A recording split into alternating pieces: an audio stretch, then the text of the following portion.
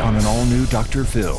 We don't see eye to eye when it comes to raising kids. Got an issue with your mother-in-law? They're my kids. She's had her family moments with her family. Let me have mine. But he's not necessarily part of that my family. If he chooses to be. How to handle in-law drama. You said these are my children. So have you already gotten a divorce? If he rolls his eyes anymore, they're going to come out of socket over here. Have a good show, everybody. Here we go. I know things are tough out there, but we can do this. If it matters to you, that's what I want to talk about. 10 seconds to air. Well, thank you. This is going to be a changing day in your life. Ready, camera 5. 3, take track. Go, Dr. Phil. Let's do it.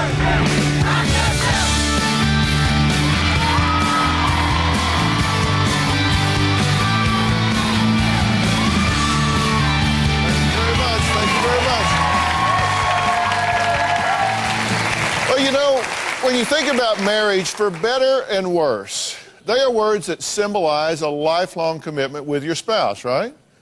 But what happens when the worse comes in the form of your in-laws?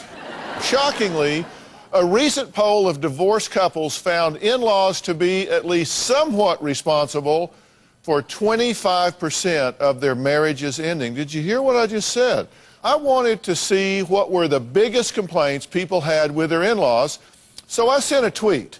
I tweeted this: in-law problems. Working on show now. What are your biggest in-law problems, complaints, and issues?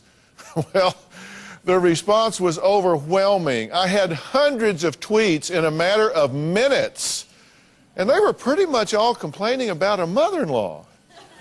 Now, later in the show, I'm going to talk to one of my tweeters who says her mother-in-law says that she hangs out with Satan. Mother-in-laws seem to always be under fire. In fact, there's even a website called motherinlawhell.com, and it has 10,000 women bloggers, all part of an online daughter-in-law society. Now, Patricia, the founder of motherinlawhell.com, as well as Robin, who is part of the Daughter-in-Law Society, are joining us via Polycom video right now. There you are. Hey, girls. Hi, Dr. Phil. So tell me what inspired this motherinlawhell.com. Well, when I was 21, I married, he had a great mother.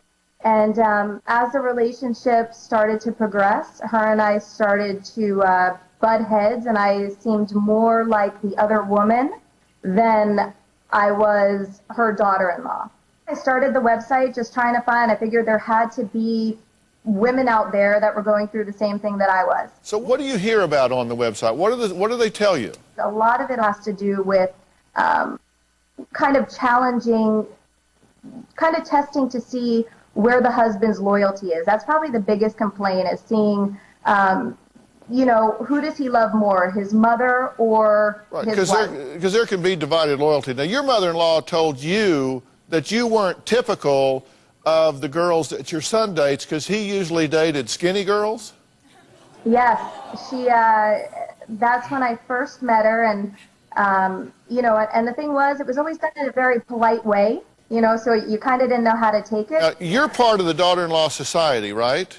Yes, I am. So why? What inspired you to get involved? Although I get along with my in-laws very well, obviously, my mother-in-law has a very blunt way of saying things, and she doesn't always think before she talks. Give me an example of what she says before she thinks. I mean, let's just be honest. She point blank told me that if I didn't start losing the weight that I gained from not smoking, she was going to have me pick up smoking again so that I would lose it. Yeah, okay. Well, I'm going to tell you what, I'm going to put a link up to y'all's site. I'm going to let people come on and let us know what kind of traffic you get, because I got a feeling this is a hot topic. So, Patricia, Robin, thank you guys for joining us today.